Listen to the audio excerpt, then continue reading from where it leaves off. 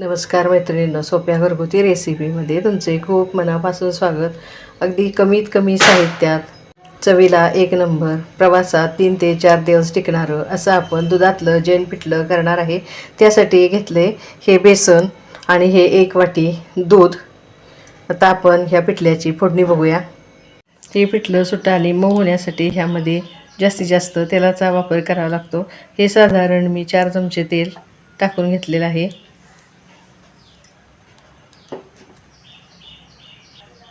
तेल गरम झाले त्यात टाकूया ही 1 चमचा मोहरी.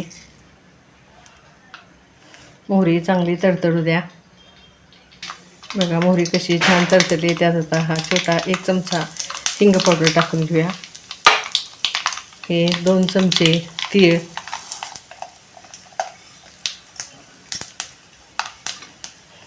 आणि हा कढीपत्ता जरा वेळ परतून घ्या.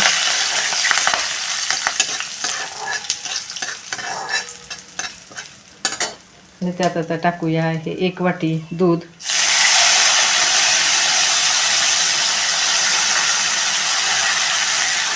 बघा खमंग अशी फोडणी बसलेली आहे. फोडणीचा वास पण कसा छान सुटलेला आहे.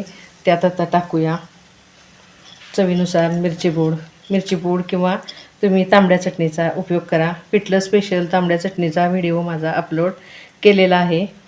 त्याची लिंक मी डिस्क्रिप्शनमध्ये देते, ती तुम्ही बघू शकता.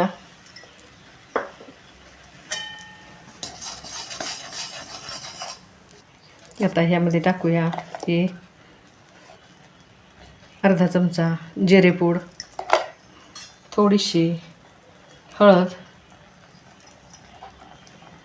आणि चवीनुसार मीठ.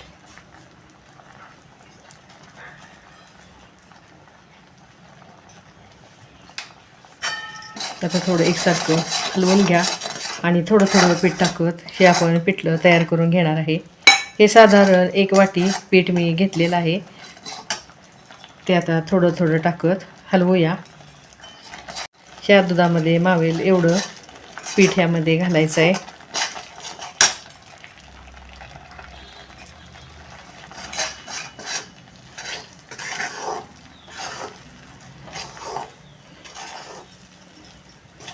बघा 1 वाटी पीठ पुरेसं होत नाही, अजून थोडं आपण ह्यामध्ये पीठ टाकून घेऊया. म्हणजे पिठलं सुट्टं छान होतं.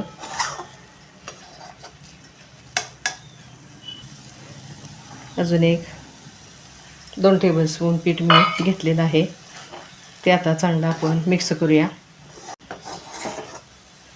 बघा पिठलं कसं हवं हे तुमच्या लक्षात आलं असेलच. इतपत पीठ आपलं अगदी पुरेसं झालेलं आहे. हे आता झाकून ठेवून आपण चांगले वाफ आणून घ्यायचे.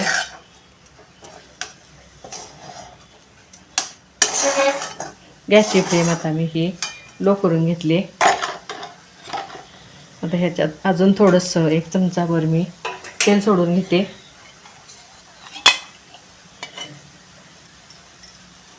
असं कडेनं तेल सोडा म्हणजे पिठल्याला वाफ छान येते. आणि आता 1-2 मिनटं झाकूया.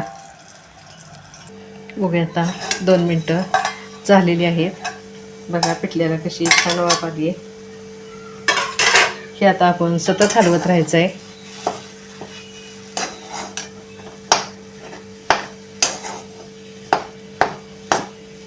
हे 5 ते 7 मिनटं असं हलवून चांगलं मोकळं करून घ्यायचं. तुम्हाला जर एवढा वेळ नसेल तर तुम्ही हे थंड झाल्यानंतर जरी फोडलं तरी चालतं. बघा अजून 1-2 मिनटं झाकून वाफ आणूया. बघूया आता.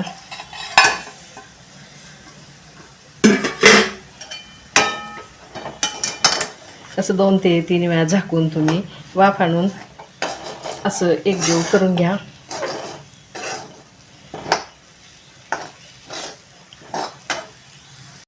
हे आपण फोडून घ्यायचं आहे. बघा कसं छान तयार झालेलं आहे.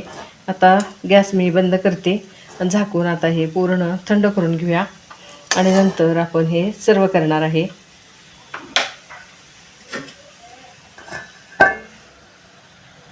बघा मैत्रिणींनो, मऊ मोकळं अप्रतिम चवीचं प्रवासात 3 ते 4 दिवस टिकणारं असं हे आपलं दुधातलं जैन पिठलं तयार झालं आहे. बघा माझी ही रेसिपी तुम्हाला कशी वाटली. आवडल्यास मैत्रिणींमध्ये शेअर करा,